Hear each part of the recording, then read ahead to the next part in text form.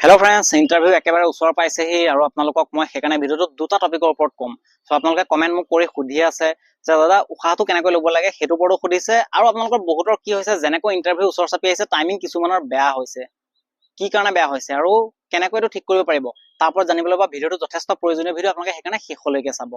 প্ৰথমতে আপোনালোকক কওঁ যে উশাহটো আপোনালোকে কেনেকৈ ল'ব লাগে। চাওক, বেছি দীঘলীয়া নকৰোঁ, মই খুব শ্বৰ্টকাটত আপোনালোকক বুজাই ক'ম, আৰু সেইকাৰণে বেছি মই দীঘল কৰিব নিবিচাৰোঁ। ভিডিঅ'বিলাক বেছি দীঘল কৰিলে নিশ্চয়কৈ সকলো বৰিং হৈ যায় চাই, সেইকাৰণে কম সময়ৰ ভিতৰত যাতে ক'ব পাৰোঁ সেইটোৱে চেষ্টা কৰিম। চ' উশাহটো আপোনালোকে কেনেকৈ ল'ব, চাওক মই আগৰ পৰা কৈ আহিছোঁ যে আপোনালোকে ষ্টাৰ্টিং যেতিয়া কৰে সদায় আপোনালোকে নাকেৰে উশাহ ল'ব।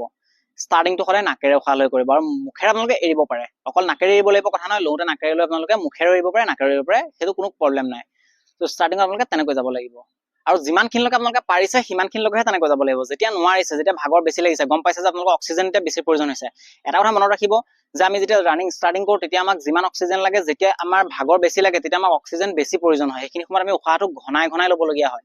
সেইকাৰণে যেতিয়া আপোনালোকৰ অক্সিজেন বেছি প্ৰয়োজন হৈছে, বেছি ভাগৰ লগা যেন অনুভৱ হৈছে, আপোনালোকে মুখেৰে ল'ব পাৰে, নাকেৰে ল'ব পাৰে, সেইটো কথা মনত ৰাখিব। কিন্তু এইটো নহয় যে আপোনালোকৰ অক্সিজেন বেছি প্ৰয়োজন হৈছে আৰু জবৰদস্তি আপোনালোকে কষ্ট কৰি নাকেৰে লৈ আছে, তেনেকৈ হ'লে আপোনালোকৰ ৰানিং স্পীড কমি যাব, টাইমিঙো একেবাৰে বেয়া হৈ যাব। সেইকাৰণে মনত ৰাখিব, যিখিনিলৈকে আপুনি নাকেৰে ল'ব পাৰিছে মাত্ৰ সেইখিনিলৈকেহে লওক, তাৰ পিছৰখিনি কোনো প্ৰয়োজন নাই। তাৰ পিছৰখিনি আপোনালোকে মুখেৰে ল'ব পাৰে, নাকেৰে ল'ব পাৰে, যেনেকৈ কমফৰ্ট হয় তেনেকৈ উশাহ ল'ব আপোনালোকে। কিন্তু ষ্টাৰ্টিংটো মুখেৰে নকৰিব, কাৰণ ষ্টাৰ্টিংটো মুখেৰে কৰি দিলে আপোনালোকৰ পিছলৈ আৰু বেছি ভাগৰ লাগিব। কিন্তু ষ্টাৰ্টিংটো যদি আপোনালোকে নাকেৰে উশাহ লয়, কমকৈ অক্সিজেন যাব, পাছলৈ আপোনালোকে কি হ'ব, অলপমান স্পীড দিবলৈ সুবিধা হ'ব। যেতিয়া মুখেৰে ল'ব তেতিয়া অক্সিজেন অলপ বেছি পাব। ঠিক সেই হেবিটটো আপোনালোকে কৰিবলৈ চেষ্টা কৰিব, কিন্তু প্ৰথম পৰা মুখেৰে নল'ব। সেইকাৰণে সেইটো আটাইতকৈ ভাল টেকনিক। ষ্টাৰ্টিং সদায় নাকেৰে উশাহ ল'ব, মুখেৰে এৰিব পাৰে, নাকেৰে এৰিব পাৰে। যেতিয়া ভাগৰ লাগি আহিছে, অক্সিজেন বেছি প্ৰয়োজন হৈছে, তেতিয়া আপোনালোকে মুখেৰে ল'ব পাৰে, নাকেৰে ল'ব পাৰে। চ' এই কথা আপোনালোকে মনত ৰাখিব আৰু এইটোৱে ফ'ল' কৰিব। ঠিক ইণ্টাৰভিউটো চেম ফ'ল' কৰিব। ইয়াৰ পিছত আহোঁ যে আপোনালোকৰ টাইমিং কেলে বেয়া হৈছে। টাইমিং বেয়া হোৱাৰ আটাইতকৈ প্ৰধান কাৰণটো হৈছে আপোনালোকে বহুত বেছি ষ্ট্ৰেছ লৈছে, বহুত বেছি টেনশ্যনত আহিছে কিছুমান। তো চবৰে এইটো নাই হোৱা, কিছুমান বহুত বেছি টেনশ্যনত আহিছে, কিছুমানৰ কাৰণ শেষ বাৰ হৈ যায়। আৰু হয়, টেনশ্যন আহিবলগীয়া কথা হয়ও, যে এইকাৰণে যে কিছুমানৰ শেষবাৰলৈ ইণ্টাৰভিউ দিব, কাৰণ বয়স ইতিমধ্যে হৈ আহিছে।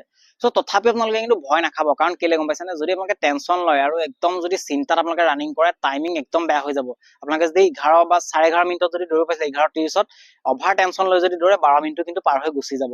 সেইকাৰণে কোনো কাম টেনশ্যনত নহয়। ৰানিং এটা এনেকুৱা বস্তু, যিমান আপুনি হেপিলি কৰিব পাৰিব, যিমান আনন্দত ৰানিং কৰিব পাৰিব, সিমান টাইমিং আপোনালোকৰ ভাল হ'ব। নিশ্চয় আপোনালোকে এটা কথা গম পায়, এইটো আপোনালোকে চাগে নিজে অনুভৱ কৰিছে, যদি ফিল্ডখনত আপোনালোকে অকলে দৌৰি আছে, আপোনালোকৰ আমনি আমনি লাগি যায়।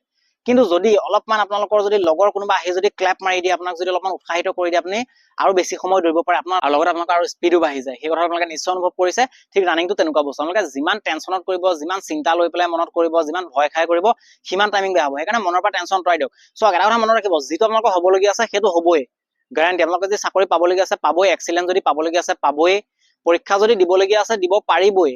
সেইটো আপোনালোকে সেইকাৰণে মনৰ পৰা ভয় আঁতৰাই দিয়ক। কিন্তু যদি টেনশ্যন লৈ কৰে, যদি আপোনালোকে পাবলগীয়াও আছিলে কিন্তু হেৰুৱাই দিবলগীয়া হ'ব, সেই কথাটো মনত ৰাখিব। সেইকাৰণে টেনশ্যন নল'ব, একদম ফ্ৰী মাইণ্ডত আপোনালোকে প্ৰেক্টিচ কৰক, ফ্ৰী মাইণ্ডত ৰানিং কৰক।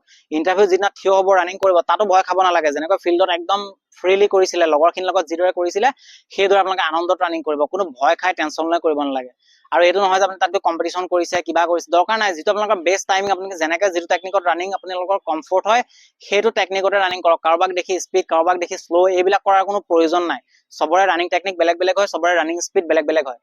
দুজন যদি 12 মিনিটত দৌৰা ল'ৰা যদি লওঁ, দুইজনৰ টাইমিং যদি 12 মিনিট, সেই দুজনৰ ষ্টাৰ্টিঙো বেলেগ হ'ব পাৰে, এণ্ডিঙো বেলেগ হ'ব পাৰে। কোনোবা এজনে প্ৰথমতে অলপ স্পীড দি ল'ব, পিছলৈ শ্ল' হ'ব, কোনোবা এজনে প্ৰথমত অলপ শ্ল' যাব, কিন্তু পিছলৈ স্পীড হ'ব, কিন্তু টাইমিং একেটাই হ'ব। সেইকাৰণে চবৰে ৰানিং ফৰ্মেটটো বেলেগ বেলেগ।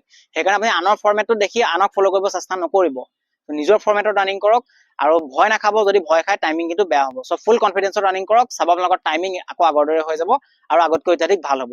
বাকী লাষ্টৰ কেইদিন কেনেকৈ অনুশীলন কৰিব লাগে, আগৰ ভিডিঅ'টো যদি চাইছে নিশ্চয় গম পাইছে। যদি নাই চোৱা আপোনালোকে এই ভিডিঅ'টোৰ যিটো আগত দি গৈছিলোঁ সেইটো চাওক, আৰু লাষ্টৰ কেইদিন আপোনালোকে তেনেকৈ অনুশীলন কৰিব। বাকী শেষৰ ফালে কি কৰিব লাগে, ৰেষ্ট ল'ব লাগে, কেনেকৈ কি কৰিব লাগে, চব কৈ যাওঁ, আপোনালোকে চিন্তা কৰিব নালাগে, কেৱল আপোনালোকে ভিডিঅ'বিলাক চাই থাকিব। আশা কৰিছোঁ আপোনালোকে উশাহ কিদৰে ল'ব লাগে আৰু ৰানিং টাইম কি কাৰণে বেয়া হৈছিলে নিশ্চয় এতিয়া গম পাইছে। যদি আপোনালোকৰ কিবা কুৱেশ্যন আছে তেনেহ'লে মোক কমেণ্ট কৰি সুধিব পাৰে। যদি ভিডিঅ'টো চাই ভাল লাগিল তেনেহ'লে লাইক কৰিব, লগতে সকলোকে শ্বেয়াৰ কৰি দিব। প্ৰথমবাৰ আমাৰ চেনেললৈ আহিছে তেনেহ'লে চেনেলটো ছাবস্ক্ৰাইব কৰি নটিফিকেশ্যন বেলটো অন কৰি ল'বলৈ নাপাহৰিব। লগ পাম আকৌ নেক্সট ভিডিঅ'ত। জয় আই অসম।